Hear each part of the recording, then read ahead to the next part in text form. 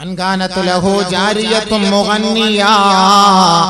ആദരവായ റസൂലുള്ളാഹി സ്വല്ലല്ലാഹു അലൈഹി വസല്ലമ തങ്ങൾ പറയുകയാണ്, മൻ മാത വഇൻദഹു ജാരിയത്തുൻ മുഗന്നിയാ ഫലാ തുസല്ലു അലൈഹി ഔ കമാ ഖാല റസൂലുള്ളാഹി.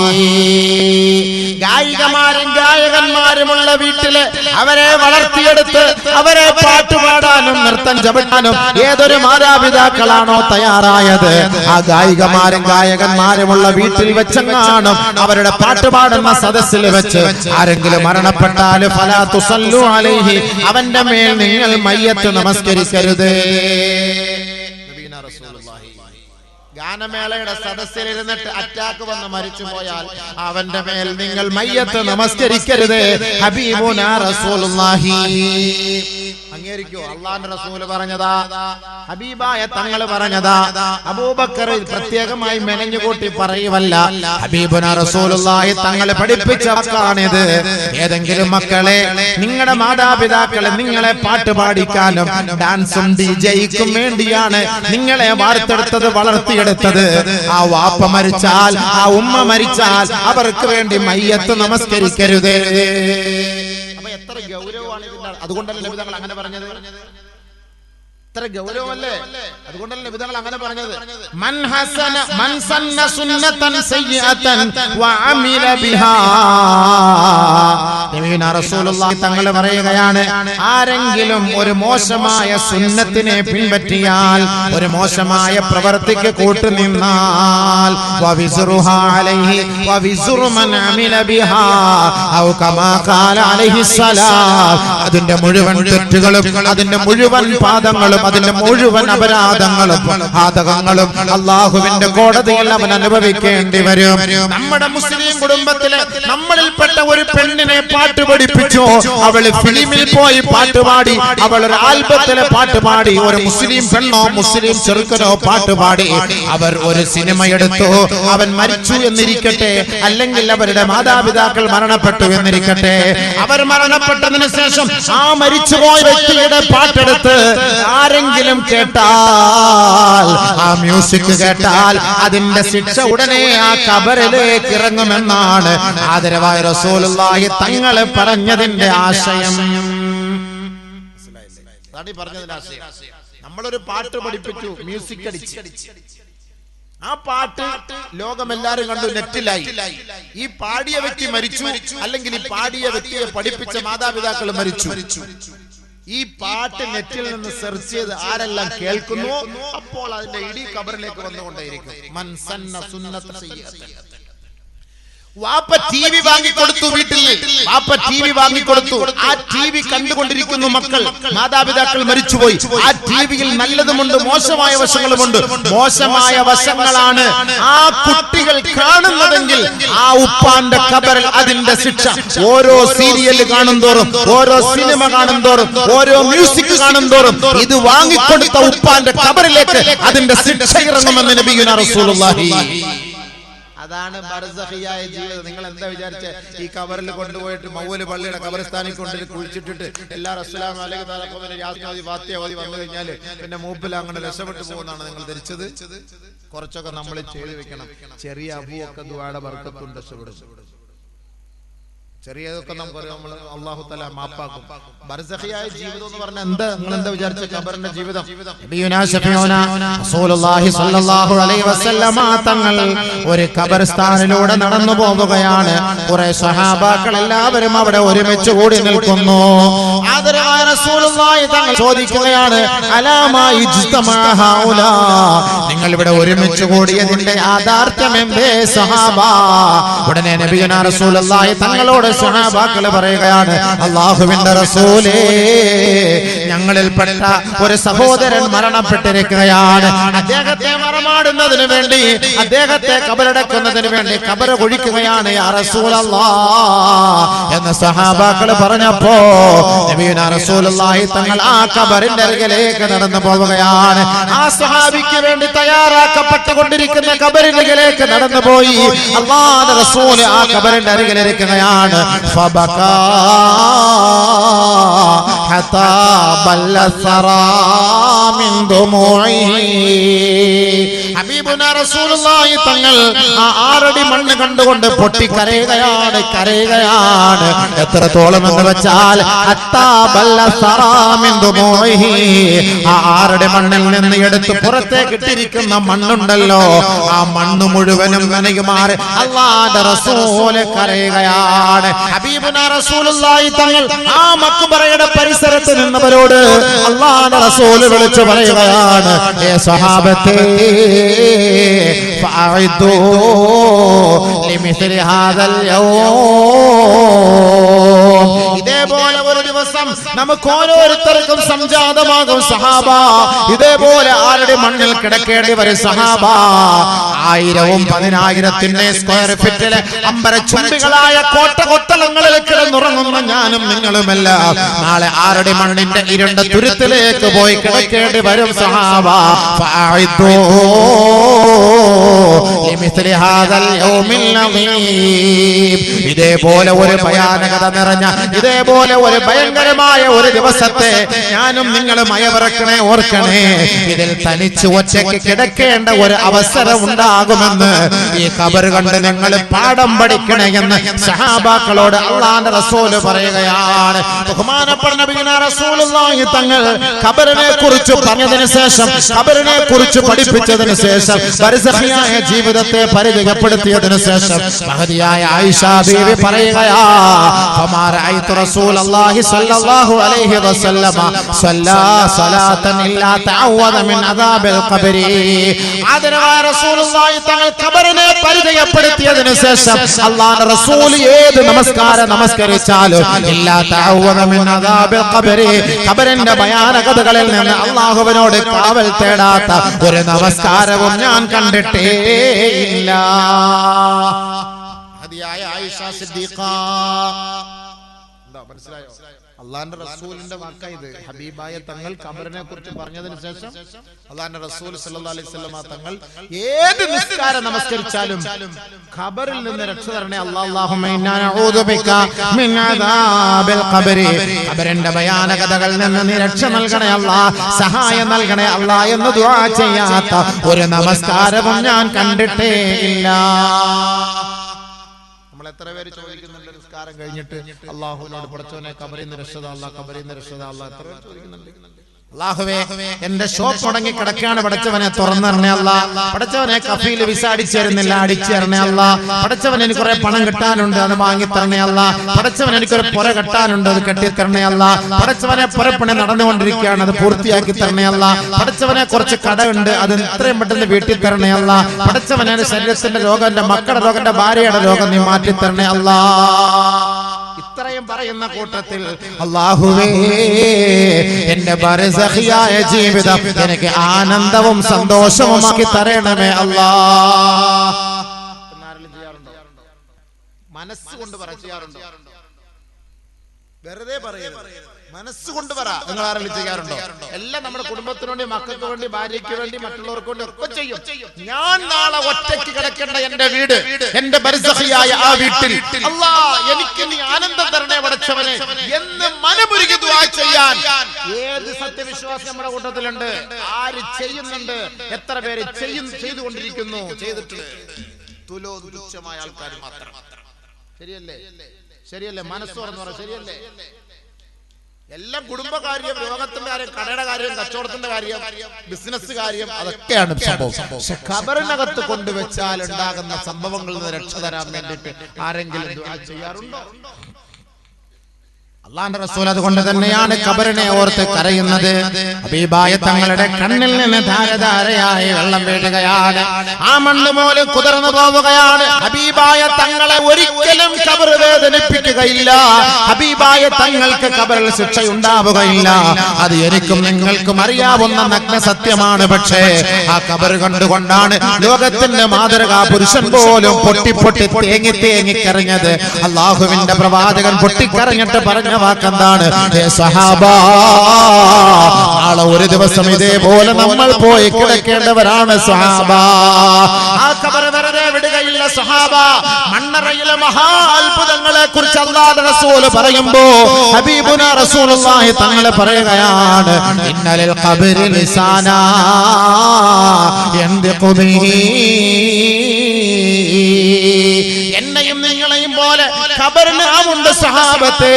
ഇന്നൽ ഖബ്റ ലയബ്കി ثم تقول ببكائه أنا بيت الدود وأنا بيت الوحدة وأنا بيت الليل أو كما قال عليه السلام. ആദരവായ റസൂലുള്ളാഹി തങ്ങൾ പറയുകയാണ്, നമ്മെ പോലെ നാവുണ്ട് ഖബറിന്, നാം കരയുന്നത് പോലെ കരയുമത്രേ ഖബർ കരയുമത്രേ. ഇന്നൽ ഖബ്റ ലയബ്കി, ഖബർ കരഞ്ഞുകൊണ്ട് വിളിച്ചു പറയുകയാണ്, അന ബൈത്തുദ്ദൂദ് അന ബൈത്തുൽ നീഖ് അന ബൈത്തുൽ വഹദ. എന്നെ കുറിച്ച് നിങ്ങൾക്കറിയുമോ സാദമിന്റെ മക്കളെ? ഞാൻ ഞെരിക്കുന്ന ഭവനമാണ്, ഞാൻ ഏകാന്തതയുടെ തടവറയാ, ഞാൻ വേദനിപ്പിക്കുന്ന വീടാണ്, ഞാൻ വേദനിപ്പിക്കുന്ന ഭവനമാണ്, നിങ്ങളെ പേടിപ്പെടുത്തുന്ന വീടാണ്. ഈ ഖബറുകൾ, ഈ ഭൂമിയിലുള്ള ഖബറുകൾ കരഞ്ഞുകൊണ്ട് കരഞ്ഞുകൊണ്ട് ദിവസം തോറും ഈ ഖബർ വിളിച്ചു പറയുമെന്ന് ലോകത്തിന്റെ മുത്ത് മുഹമ്മദ് മുസ്തഫ സല്ലല്ലാഹു അലൈഹി വസല്ലമ തങ്ങളെ നമ്മളെ പഠിപ്പിക്കുമ്പോ ഞാനോ നിങ്ങളോ ഉറങ്ങാൻ കിടക്കുന്ന ഒരു 10 മിനിറ്റ് സമയമെങ്കിലും അല്ലാഹുവേ ബെഡ്റൂമിലെ ലൈറ്റ് അണച്ചിരിക്കുകയാണ്, കുറ്റാക്കൂരിട്ടാണ്, കൊടും ഇരുട്ടാണ്, അമാവാസിയെ പോലെ അന്ധകാരമാണ്. ഇതേപോലെ നാളെ ഒരു ദിവസം ഞാൻ ഖബറിൽ കിടക്കേണ്ടവനല്ലയോ? അന്ന് എന്റെ തരണി ഉണ്ടാവുകയില്ല, എന്റെ വാത്സല്യ പുത്രന്മാരോ പുത്രിമാരോ ഉണ്ടാവുകയില്ല. ഒറ്റപ്പെട്ട ഏകാന്ത തടവറയ്ക്കുള്ളിൽ കഴിയേണ്ടവനല്ലയോ അല്ലാ? അല്ലാഹു മർഹംനി വർഹം വഹശതി ഫീ ഖബരി. എന്റെ ഏകാന്ത തടവറയിൽ എന്നെ നീ രക്ഷപ്പെടുത്തണേ അല്ലാ, എന്നെ സഹായിക്കണേ അല്ലാ, എന്നെ അനുഗ്രഹിക്കണേ അല്ലാ എന്ന് ഞാനോ നിങ്ങളോ ഉറങ്ങുന്ന സമയത്ത് കണ്ണ് ഈറനണിഞ്ഞുകൊണ്ട് ഒരു 2 മിനിറ്റ് ഖബറിനെ ഓർത്ത് കരഞ്ഞ ചരിത്രമുണ്ടോ? ഉണ്ടോ? ആരെങ്കിലും ഉണ്ടോ? ഉറങ്ങുമ്പോ AC ഒന്ന് ഓണാക്കി കൂട്ടിയിട്, ഒന്ന് 19-ലിട്, ഒന്ന് 18-ലിട്, ഒന്നുകൂടെ തണുക്കട്ടെ, വെള്ളം എടുത്തിട്ടോ കുടിക്കാൻ കൊള്ളം കൊണ്ടുപോവാ, ആ ലൈറ്റ് അങ്ങോട്ട് ഓണാക്കിക്കോ, ബാത്റൂമിന്റെ കഥവ് അങ്ങോട്ട് അടച്ചിട്ട് പോ, ബെഡ്റൂമിന്റെ കഥവ് ലോക്ക് ചെയ്യ്. ഇതിനിടയ്ക്ക് എവിടെ ഖബറിനെ കുറിച്ച് ഓർക്കാം? ലൈറ്റ് എല്ലാം അണച്ചു, ഖബർ പോലെ ഇരുട്ടാണ്. പക്ഷെ ആ ഖബറിനെ കുറിച്ച് അല്പസമയമെങ്കിലും ഓർത്തിട്ട് ഒറ്റയ്ക്ക് ആ കണ്ണൊന്ന് ഈറനണിഞ്ഞാൽ ആ ഖബർ നമുക്ക് സന്തോഷമാണ്. അതാണ് അല്ലാഹുവിന്റെ റസൂൽ സല്ലല്ലാഹു അലൈഹി വസല്ലമ തങ്ങൾ പറഞ്ഞത്. ബർസഖിലെ ഭാഗ്യവാന്മാരെ കുറിച്ച് പറയുന്ന കൂട്ടത്തിൽ ഹബീബുനാ റസൂലുള്ളാഹി തങ്ങൾ പറയുകയാണ്, മാ മിൻ യൗമിൻ ഇല്ലാ വല്ലർദു തുനാദി കുല്ല യൗമിൻ ബിഖംസി കലിമാത്. ഖബറിന്റെ ഏറ്റവും വലിയ അത്ഭുതം എന്തെന്ന് പറയട്ടെ? ആ ഖബറിന്റെ നാവ് കൊണ്ട് ഖബർ വിളിച്ചു പറയുകയാണ്. ഒരു മയ്യത്ത് ഖബറിലേക്ക് കൊണ്ടുവെക്കുമ്പോ, ഖബറിലേക്ക് ഇറക്കി വെക്കുമ്പോ, ആ ഖബറിലേക്ക് കൊണ്ടുവെക്കാൻ സന്തൂക്കിൽ നിന്ന് 2 പേര് ചേർന്ന് ആ ഖബറിന്റെ ഇരുണ്ട മുറിയിലേക്ക് താഴ്ത്തി വെക്കുമ്പോ അല്ലാഹുവിന്റെ റസൂൽ പറയുകയാണ്, ഇന്നൽ അബ്ദ ഇദാ ഉൽഹിദ ഫീ ഖബരിഹി ഫയുനാദിഹി മലകുൻ. ഒരു മലക്ക് വിളിച്ചു പറയുകയാണ്, യബ്ന ആദം, ആദമിന്റെ മോനെ, ബിൽ അംസി കുന്ത അലാ ലഹരിഹാ മാശിയാ വൽ യൗമ സിർത ഫീ ബത്നിഹാ മുൽതജിയാ. യബ്ന ആദം ബിൽ അംസി കുന്ത അലാ ലഹരിഹാ ലാഹികാ വൽ യൗമ അസ്ബഹത ഫീ ബത്നിഹാ ബാക്കിയാ. യബ്ന ആദം ബിൽ അംസി കുന്ത അലാ ലഹരിഹാ മുദ്നിബാ വൽ യൗമ സിർ അംസൈത ഫീ ബത്നിഹാ മുഅദ്ദബാ. എത്രയോ മയ്യത്ത് നമ്മൾ ഇറക്കി വെക്കാറുണ്ട്, എത്രയോ മയ്യത്തുകൾ കുളിപ്പിക്കാറുണ്ട്, എത്രയോ മയ്യത്തുകൾ നമ്മൾ പൊതിയാറുണ്ട്, എത്രയോ മയ്യത്തുകൾ സന്തൂക്ക് കട്ടിൽ എടുത്തു വെച്ചുകൊണ്ട് തോളിലേക്ക് കയറ്റി വെച്ചുകൊണ്ട് പള്ളിക്കാട്ടിലേക്ക് നമ്മൾ കൊണ്ടുപോകാറുണ്ട്. പോകാറില്ലേ? പക്ഷേ അള്ളാഹുവിന്റെ റസൂല് പറഞ്ഞത് ഞാനും നിങ്ങളെ കേട്ടിട്ടുണ്ടോ? അള്ളാഹുവിന്റെ പ്രവാചകൻ പറയുകയാണ്, ഒരു മയ്യത്ത് ഖബറിലേക്ക് കൊണ്ടുവെക്കുമ്പോ ആ ഖബറിന്റെ മഹാ അത്ഭുതമാണ്. ആദ്യമായി ആ ഖബർ സംസാരിക്കുമത്രേ. ആ ഖബറിലേക്ക് ഒരു മലക്കിറങ്ങി വരികയാ. ആ മലക്കിറങ്ങി വന്നുകൊണ്ട് ആ ഖബറിൽ നിന്ന് വിളിച്ചു പറയുകയാണ്, ആദമിന്റെ മോനെ, ഇന്നലെ എന്റെ മുകളിലൂടെ ചിരിച്ചുകൊണ്ട് നടന്നവനല്ലേ, ഇന്ന് നീ കരഞ്ഞുകൊണ്ടാണ് എന്റെ ഉള്ളിലേക്ക് നീ കടന്നു വരുന്നത്. ആദമിന്റെ മോനെ, ഇന്നലെ നീ പാപം ചെയ്തുകൊണ്ട് എന്റെ മുകളിലൂടെ നീ നടന്നില്ലേ, ഇന്ന് നീ ശിക്ഷയ്ക്ക് വിധേയനായിട്ടാണ് എന്റെ ഉള്ളിലേക്ക് നടന്നു വരുന്നത്. ആദമിന്റെ മോനെ, ഇന്നലെ നീ ഓടിച്ചാടി ഈ ഭൂമുഖത്തോടെ നടന്നു നീങ്ങിയവനല്ലേ, പാട്ടുപാടിയവനാണ്, അട്ടഹസിച്ചവനാണ്, ആനന്ദിച്ചവനാണ്, ആഹ്ലാദിച്ചവനാ. ഇന്ന് നിന്നെ കുളിപ്പിക്കുകയാണ്, നിന്നെ പൊതിയുകയാണ്, ജനങ്ങളെ നിന്നെ താങ്ങിയെടുക്കുകയാണ്.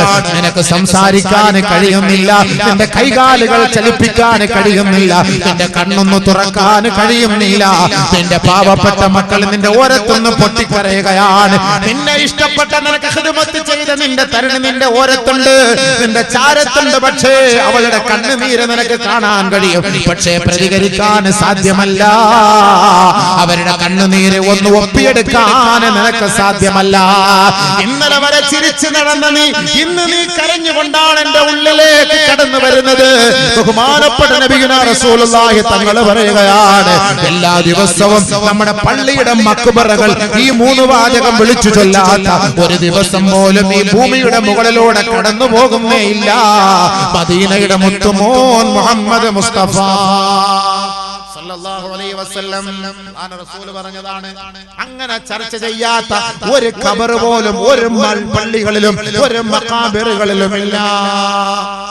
എല്ലാ ഖബറും വിളിച്ചു പറയും, എല്ലാ ഖബറും വിളിച്ചു പറയും. ഇന്നലെ സുഖിച്ചു നടന്നു, ഇന്ന് നീ വാ എന്റെ ഉള്ളിലേക്ക് വാ. ആരും ചിന്തിക്കാൻ, ആ മയ്യത്തിന് കേൾക്കാം ഈ പറയുന്നത്. എന്നിട്ട് ആ ഖബർ വിളിച്ചു പറയുകയാണ്, അനല്ലദീ മൻ ബൈതു മൻ ദഖലനി മുത്തിയാ ഖറജ മസ്റൂറാ വ അനല്ലദീ ബൈതു മൻ ദഖലനി ആസിയൻ ഖറജ മഖ്ബൂറാ. ഞാൻ ഏത് വീടാണെന്ന് നിങ്ങൾക്കറിയോ? സന്തോഷത്തോടുകൂടി എന്റെ ഉള്ളിലേക്ക് കടന്നു വന്നാൽ നിങ്ങളെ സ്വീകരിക്കുന്നതും സന്തോഷത്തോടുകൂടി മഹ്ശറയിലേക്ക് കൊണ്ടുപോവുകയും ചെയ്യുന്നവനാണ് ഞാൻ.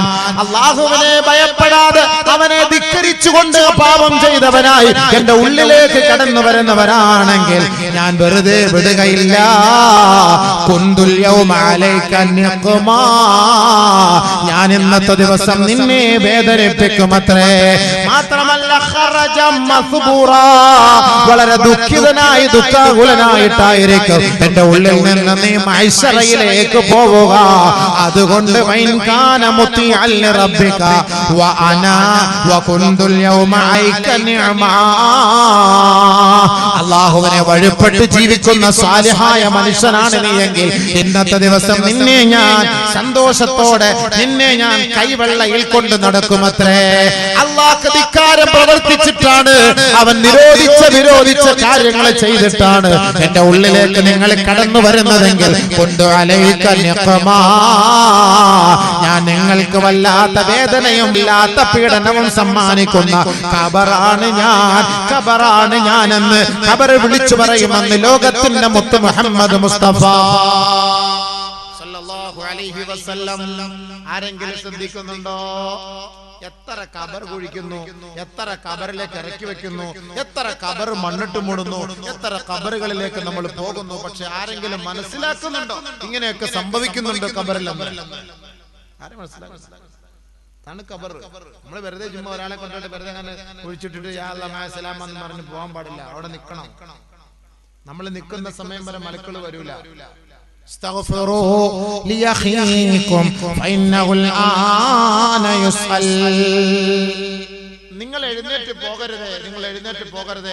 ആ ഖബറിന്റെ അരികിൽ നിങ്ങൾ നിൽക്കണം. നിങ്ങളുടെ സഹോദരൻ ഇപ്പോൾ ചോദ്യം ചെയ്യപ്പെടാൻ പോവുകയാണ്. അതുകൊണ്ട് ആ ഖബറാളിക്ക് വേണ്ടി നിങ്ങൾ അല്ലാഹുവിനോടൊന്ന് പാപമോചനം തേട്.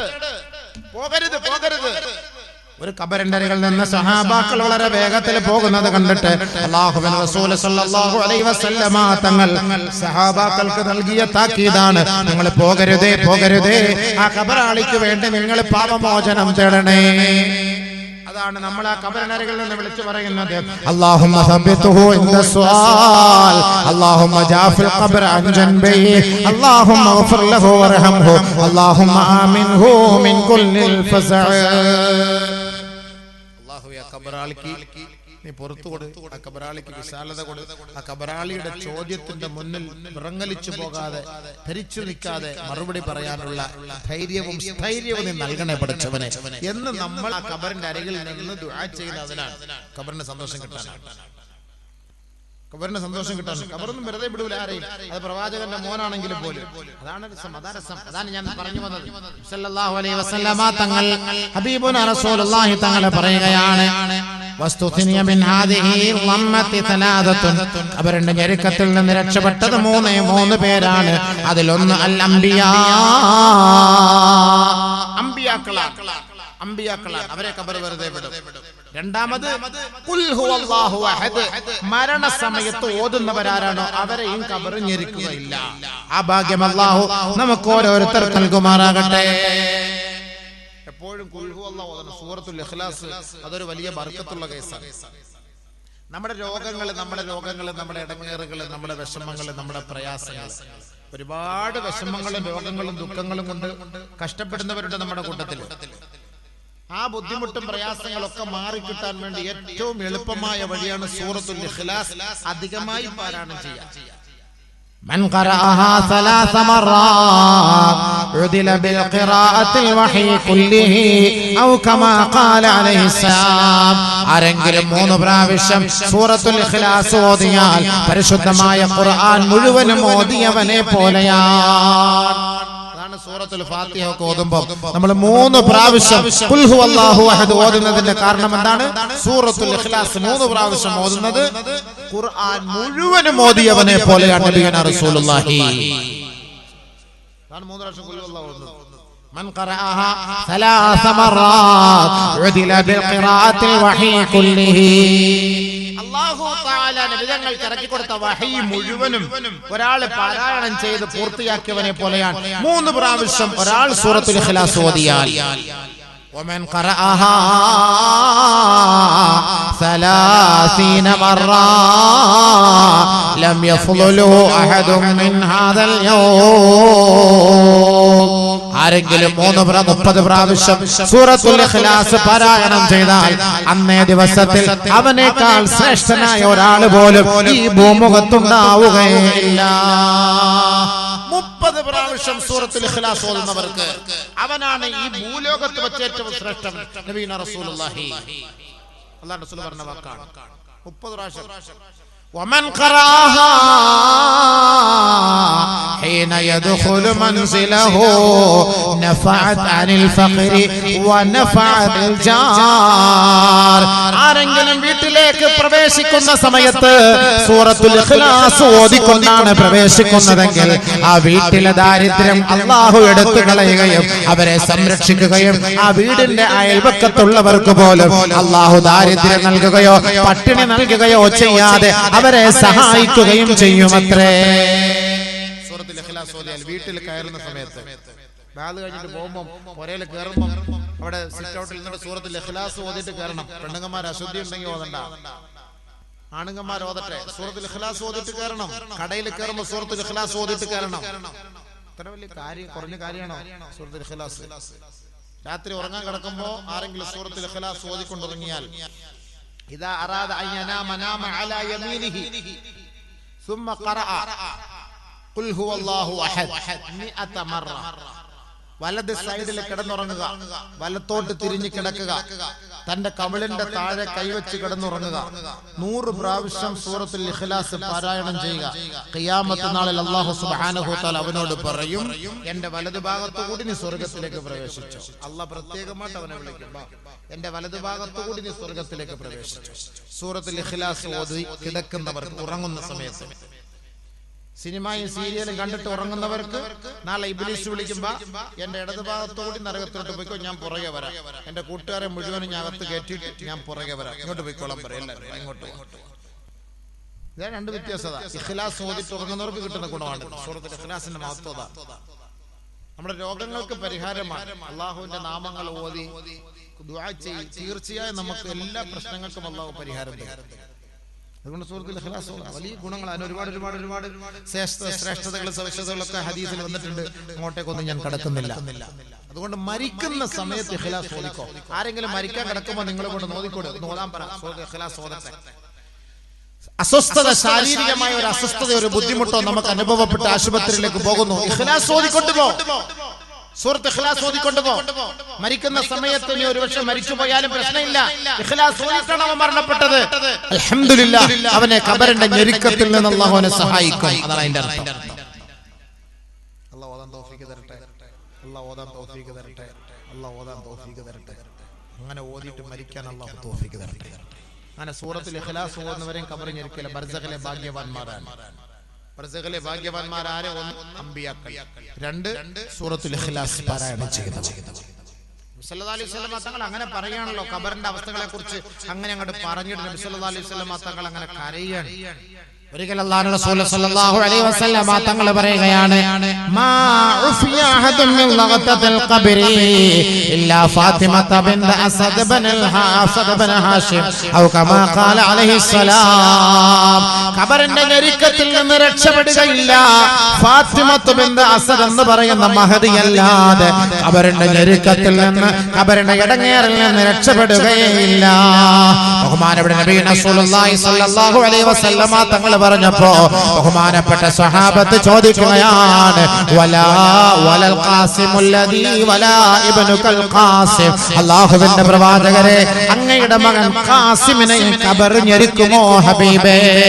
ഹബീബുനാ റസൂലുള്ളാഹി തങ്ങളുടെ മുത്തുമോനാണ്, പൊന്നുമോനാണ്. ഹബീബായ തങ്ങളുടെ ഹൃദയത്തിന്റെ തുടിപ്പാണ്, ജീവിതത്തിന്റെ ഭാഗമാണ്.